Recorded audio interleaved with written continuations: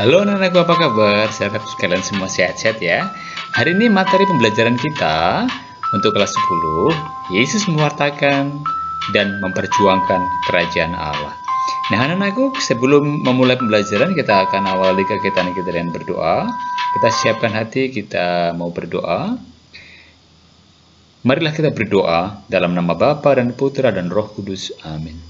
Allah Bapa Maha Bijaksana, melalui berbagai cara Engkau berusaha mengajar kami umat-Mu. Terlebih melalui firman-Mu yang tertulis dalam kitab suci. Tetapi seringkali hati kami beku dan lamban untuk memahami kehendak-Mu. Maka curahkanlah Roh Kudus-Mu agar dalam setiap firman yang kami baca dan renungkan, kami dapat mendengar Engkau sendiri yang berfirman. Dan firman-Mu itulah yang akan menggerakkan hidup kami demi Kristus, Tuhan dan Juru Selamat kami. Amin. Dalam nama Bapa dan Putra dan Roh Kudus. Amin. Oke anak-anakku, kita sudah mengawali pertemuan kita dengan berdoa. Seperti biasa, akan ada satu pertanyaan di awal pembelajaran kita, ya. Pertanyaannya adalah, kerajaan Allah yang seperti apa yang diwartakan oleh Yesus? Nah, ini menjadi penting karena apa? Karena ini pokok pembelajaran kita ya. Nah, mewartakan dan mewujudkan kerajaan Allah itu memang merupakan misi dari kedatangan Yesus ke dunia. Ya, berkali-kali Yesus menegaskan kerajaan Allah sudah dekat. Nah, dalam pewartaannya, Yesus menekankan bahwa kerajaan Allah adalah situasi, yang disebut kerajaan Allah adalah situasi di mana Allah merajai hidup manusia. Nah, Allah meraja terutama dalam diri Yesus, ya, terutama melalui sabda dan tindakan Yesus, dan akan mencapai kepenuhannya pada akhir zaman. Nah, ini harus kita pahami bahwa sabda dan perbuatan Yesus menyatakan bahwa kerajaan Allah sudah datang. Nah, kerajaan Allah adalah Allah yang meraja atau memerintah. Oleh karena itu, manusia harus mengakui kekuasaan Allah dan menyerahkan diri atau percaya kepadanya. Sehingga terciptalah kebenaran, keadilan, kesejahteraan, dan kedamaian. Nah, maka kerajaan Allah ya terkait dengan penghakiman terakhir ya di akhir zaman nanti, dan ukuran penghakiman adalah tindakan kasih ya. Mereka yang melaksanakan tindakan kasih masuk ke dalam kerajaan Allah. Nanti juga bisa dilihat ya di Injil Matius bab 25 ayat 31 sampai 45. Nah, kerajaan Allah yang mencapai kepenuhan pada akhir zaman itu kini sudah dekat, bahkan sudah datang dalam sabda dan karya Yesus.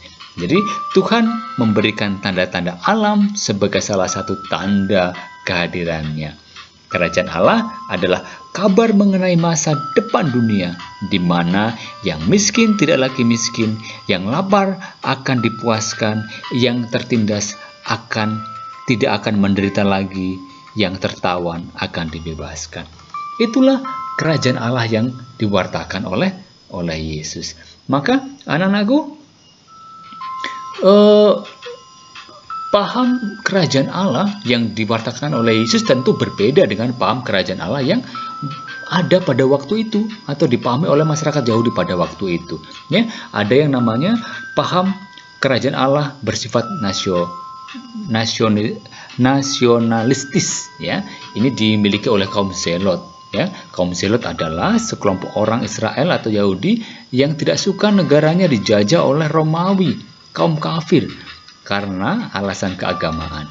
Nah, mereka memiliki harapan bahwa perjuangan mereka akan memperoleh kemenangan dengan kedatangan Sang Mesias yang akan mewujudkan kerajaan Allah, yaitu kerajaan Israel yang merdeka dan bebas dari penjajahan Romawi, bebas dari penjajahan kaum kafir. Nah, anak-anakku, yang kedua adalah paham kerajaan Allah yang bersifat apokaliptik, ya.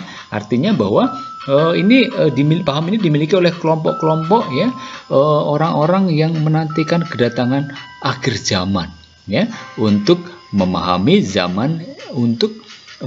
zaman yang sudah rusak ini, sehingga muncullah zaman baru. Ya, jadi itulah paham yang bersifat apokaliptik. Kemudian paham yang ketiga yaitu paham kerajaan Allah yang bersifat legalistik, ya. Jadi para rabi adalah sekelompok orang Israel yang berkedudukan sebagai pengajar atau guru. Nah, menurut pandangan para rabi, Allah sekarang sudah meraja secara hukum. Sedangkan di akhir zaman, ya, Allah akan menyatakan kekuasaannya sebagai raja semesta alam yang menghakimi segala bangsa. Nah, inilah paham-paham kerajaan Allah pada masa Yesus yang tentu berbeda, ya, yang diwartakan oleh Yesus. Tadi kita sudah lihat, ya, di awal bagaimana kerajaan Allah yang diwartakan oleh Yesus. Maka anak-anak, sebetulnya bagaimana sih Yesus memperjuangkan dan mewartakan kerajaan Allah itu? Nah, dalam memperjuangkan dan mewartakan kerajaan Allah, mewujudkan kerajaan Allah, ya, Yesus tidak hanya menyampaikan pengajaran melalui kata-kata atau melalui perumpamaan, melainkan juga melalui tindakan konkret atau mukjizat yang dilakukan oleh Yesus, ya. Jadi perumpamaan itu diambil dari hal-hal yang sangat dekat dengan dunia pendengarnya, misalnya, ya, berkaitan dengan simbol-simbol penabur, ya, biji sesawi, ya, pukat, ya, dan ia berharap bahwa siapapun yang mendengarnya dapat mengerti kehendak Allah yang tersembunyi di balik perumpamaan itu, ya. Sementara melalui tindakan mukjizat, ya, Yesus misalnya membangkitkan Lazarus yang sudah mati, ya, selama 4 hari dikuburkan. Nah, dengan membangkitkan orang mati, Yesus menunjukkan kepada dunia bahwa Allah berkuasa atas hidup dan kematian manusia, dan bahwa Ia tidak akan membiarkan manusia dikungkung oleh kematian, maka Ia membangkitkannya. Nah, anak-anakku, jadi perkataan dan perbuatan Yesus merupakan satu kesatuan yang tidak terpisahkan, ya. Nanti bisa dilihat di Injil Matius bab 11 ayat 5 sampai 6, terus juga di Injil Lukas bab 11 ayat 5 sampai 6. Nah, anak-anakku, perkataan dan atau sabda Yesus yang menjelaskan atau menerangkan perbuatan-perbuatan Yesus. Dan sebaliknya, perbuatan-perbuatan Yesus, ya, mewujud nyatakan perkataan-perkataannya. Jadi tidak bisa dipisahkan antara sabda dan karya Yesus. Ya, dalam mewartakan kerajaan Allah, tentu Yesus tidak hanya sekali lagi berkeinginan agar masyarakatnya memahami konsep-konsep kerajaan Allah, melainkan berupaya agar masyarakatnya atau orang yang percaya kepada Dia dapat melihat sendiri tanda-tanda kehadiran kerajaan Allah itu, dan terutama merasakan sendiri pengalaman akan Allah yang hadir dan menunjukkan kuasanya yang menyelamatkan. Nah, bagi Yesus, kerajaan Allah bukan sekedar janji-janji masa depan, melainkan realitas yang bisa dihadirkan dan dirasakan di dunia sambil menunggu kepenuhannya di akhir zaman. Nah, anak-anakku, demikianlah bagaimana Yesus memperjuangkan dan mewartakan kerajaan Allah melalui sabda dan melalui perbuatan, ya, melalui perumpamaan-perumpamaan dan melalui mukjizat-mukjizat Yesus. Nah, sekarang apa tugas kita sebagai umat Kristiani berkaitan dengan pewartaan kerajaan Allah? Yesus memberi tugas kepada kita, kepada para pengikutnya, untuk melanjutkan perjuangan itu agar Allah sungguh-sungguh meraja. Ya, jangan sampai kita takluk dengan uang dan harta kekayaan, kekuasaan dan jabatan, harga diri dan kehormatan, dan mengabaikan nilai-nilai kerajaan Allah, kerendahan hati, kemudian polos, jujur, bersahaja, tidak menutup-nutupi kekurangan, dan tidak membohongi diri sendiri dan orang lain.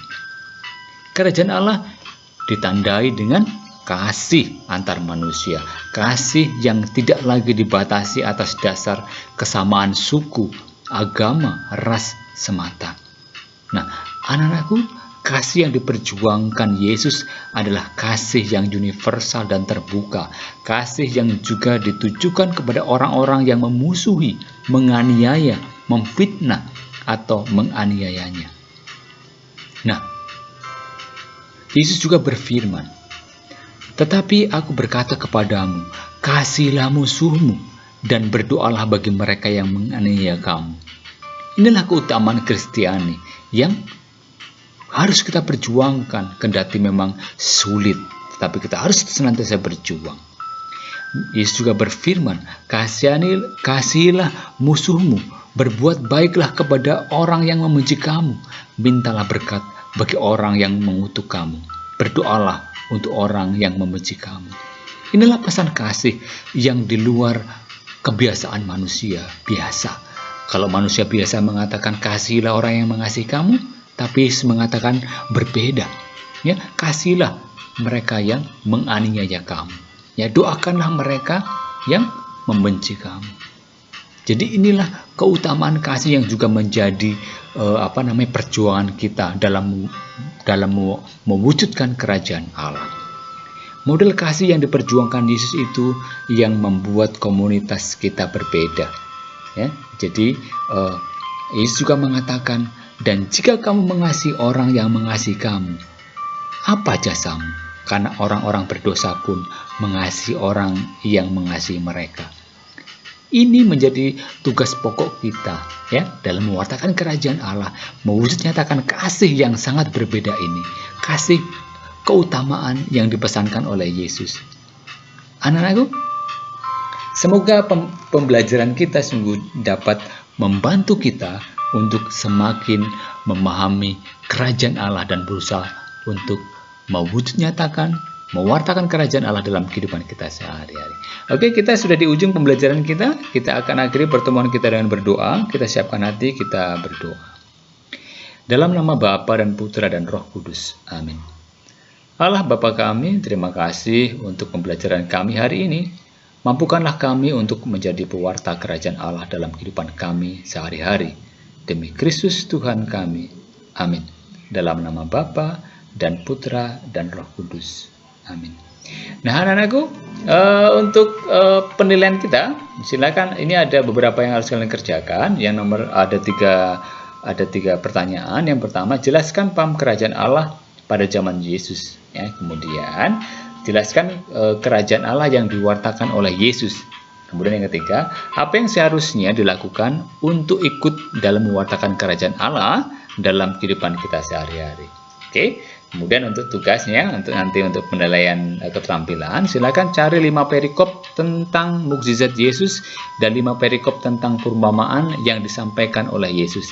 Silakan tuliskan kisah singkatnya. Jadi cari 5 saja di Alkitab, ya, di kitab suci, 5 perikop tentang mukjizat Yesus dan 5 perikop tentang perumpamaan. Ya, kalian tuliskan cerita singkatnya. Oke, silakan nanti kalau sudah selesai kirimkan di WhatsApp atau di Google Form, ya. Oke, anak-anakku, terima kasih untuk pembelajaran hari ini. Silakan dikerjakan, ya. Kita tetap jaga kesehatan kita. Kita patuhi protokol kesehatan, ya. Sampai ketemu anak-anakku di video pembelajaran berikutnya. Yang belum subscribe, silakan tekan tombol subscribe dulu supaya tidak tertinggal untuk materi-materi berikutnya. Oke, bye-bye. Selamat belajar. Tuhan memberkati.